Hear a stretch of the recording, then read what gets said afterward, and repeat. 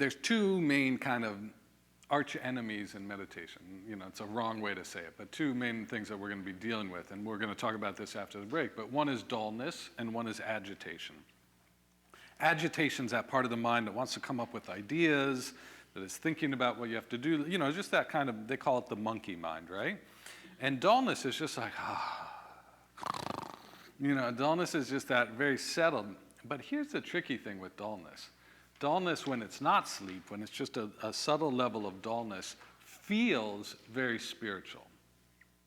It feels good. And I have an older woman that I've been working with. She's in her 80s. She's been meditating her whole life. And she got habituated to dullness.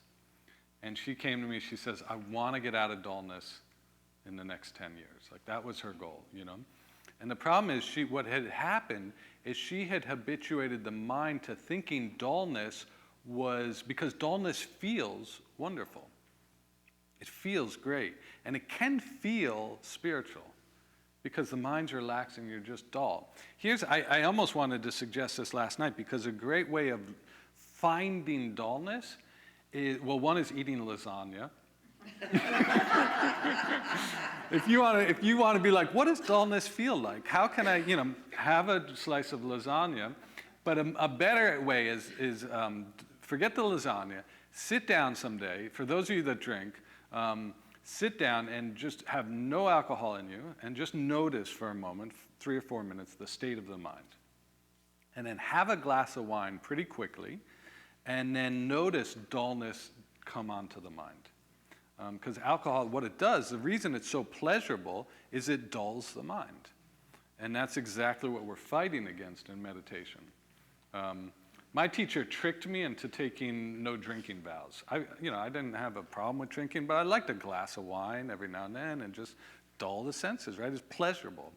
And he said to me one day, he said, we're going to be doing vows today. You should do that. I was like, sure, I'll take some vows. Like, what are they? He's like, no, they're not a big deal, And then turned out I had taken 263 vows that radically changed my life. The trick wasn't that severe, but he actually told me before I took them. But that was the one. I was like, don't make me give up drinking, And now it's so helpful, because I realize it's tricky to deepen in meditation. Now, but anyway, so that's a very helpful way to start to figure out what dullness feels like. Because people think it's like a bad thing, so it should feel bad. No, it feels wonderful. And it can feel like, I've had experiences with a glass of wine where my heart opens, and I just feel like, I feel love, and I feel, so that's not a bad thing. I'm not saying that's a bad thing at all. I'm just saying it is a type of dullness as well. And dullness can lead to an opening of the heart. It can have very spiritual type feelings. But in terms of developing stability of attention, it can be very challenging. Yeah. How did the woman know she was stuck in dullness and was pleasant, and she felt like she was having a spiritual experience? So we would sit together. We'd do these half-day group sits at the monastery, at the lavender farm. And every now and then, I'll say, pause. We'll be in an hour-long sit maybe, and I'll say, okay, everyone just pause. And what I'm doing at that point is I'm preventing a collapse of awareness, because your awareness will go like this, and you'll go into a dullness. And when I say pause, it's like, it can be startling. And she came up to me and she says, it's so frustrating when you pause, because I'm in this wonderful state. And so I just pointed out, that's dullness, So she started started reading some of the scripture about working with subtle and gross dullness, and she realized, I've been in dullness for most of my life. But one way to know you're in dullness is when you're startled in meditation. Again, because in meditation, we're not trying to go anywhere. We're trying to become present.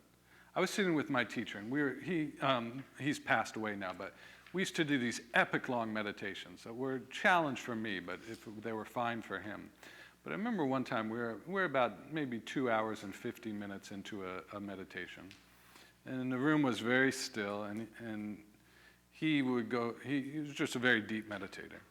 And somebody came to the door, right? And he was like, somebody like knocked on the door, and he just stood up and he answered, "Hey, how you doing? Okay, yeah, we'll just finish up here, you know." And meanwhile, I'm like, somebody knocked on the door. I was like, "Whoa, where am I?" You know, it's just like, whoa. And he had not gone anywhere. You see what I mean? He was so profoundly present that for him it wasn't an interruption because he didn't have a collapse of peripheral awareness.